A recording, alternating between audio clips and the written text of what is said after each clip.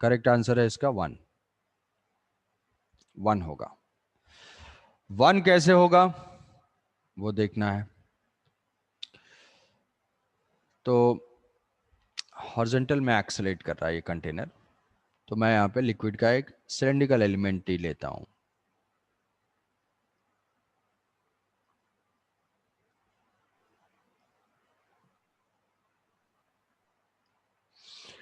इस एलिमेंट की length L है। इसका फ्री बॉडी डायग्राम ड्रॉ करेंगे। तो ये सिलेंडर है, फ्री बॉडी डायग्राम।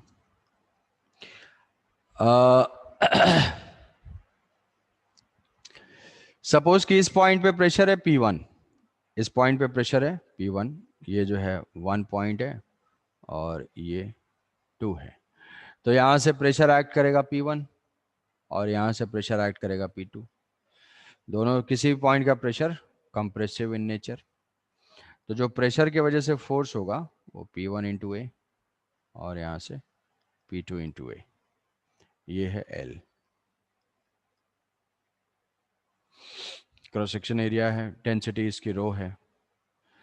तो अब ये एलिमेंट एक्सलेटेड है राइट की तरफ, तो हम क्या लिखेंगे, net force towards in the direction of acceleration, that is equal to P2A minus P1A is equal to mass. Mass is mass into acceleration. मास हम क्या ले लेंगे, this P2 into A minus P1 into A is equal to A L rho into A. So A जो है वो cancel out, A cancel out होगा। P2 is equal to P1 plus L rho A. P2 is equal to P1 plus L rho A. किस point का pressure ज्यादा है, P2 का। 2 जो है वो 1 प्लस सम क्वांटिटी, मतलब एक्सेलरेशन के जब अपोजिट जा रहे हैं, तो भाई कोई एलिमेंट अगर इधर एक्सेलेरेट होना है तो ऑब्वियसली 2 को ज्यादा होना चाहिए। अगर ये इस साइड एक्सेलेरेट होगा तो 1 को ज्यादा होगा, क्योंकि नेट फोर्स प्रोवाइड करना है ना। तो नेट फोर्स प्रोवाइड करने के लिए फोर्स ज्यादा चाहिए उस साइड से। तो फोर्स कैसे आएगा, प्रेशर इनटू एरिया से। अब इस पॉइंट का प्रेशर ज्यादा है P2, लेकिन अगर हम देखेंगे अगर ये सरफेस हॉरिजॉन्टल रहता है तो दोनों का, वर्टिकल में तो कोई एक्सेलेरेशन नहीं है, तो वर्टिकल में कोई एक्सेलेरेशन नहीं है, तो किसी भी पॉइंट का जो प्रेशर होगा P not plus H rho G, P not plus H rho G, दोनों का प्रेशर इक्वल आ रहा है। तो अब प्रेशर यहां पे ज्यादा इंक्रीज करने के लिए लिक्विड क्या करेगा, अपने हाइट को एडजस्ट करेगा सो दैट कि यहां पे प्रेशर ज्यादा हो जाए और यहां पे प्रेशर कम हो जाए। तो यहां प्रेशर बढ़ाने के लिए लिक्विड क्या करेगा, यहां पे राइज करेगा। लिक्विड जो है इधर से राइज करेगा और इधर से फॉल होगा। तो इसका जो सरफेस है वो सरफेस इंक्लाइंड हो जाएगा। तो ये ऐसे मॉडिफाई हो जाएगा,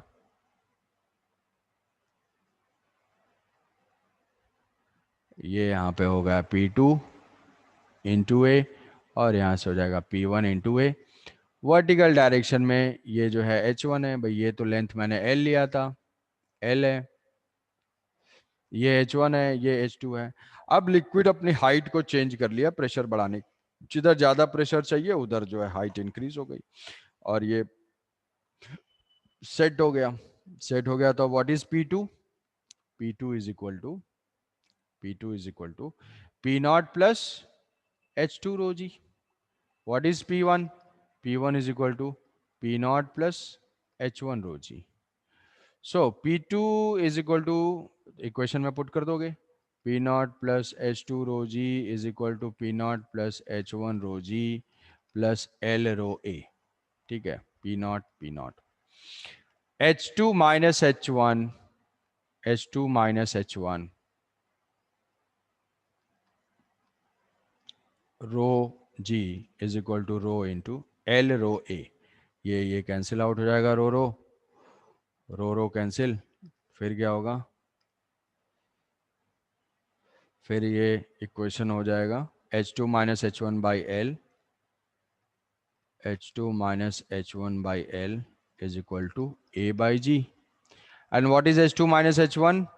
क्या ये जो है एंगल, अगर इस सरफेस का एंगल यहाँ थीटा है तो ये भी थीटा हो जाएगा. ये राइट एंगल ट्रायंगल है, ये राइट एंगल ट्रायंगल है. This is H2 minus H1 into L और ये थीटा. मतलब H2 minus H1 is tan theta, tan theta. So tan theta is equal to A by G. Tan theta equal to A by G.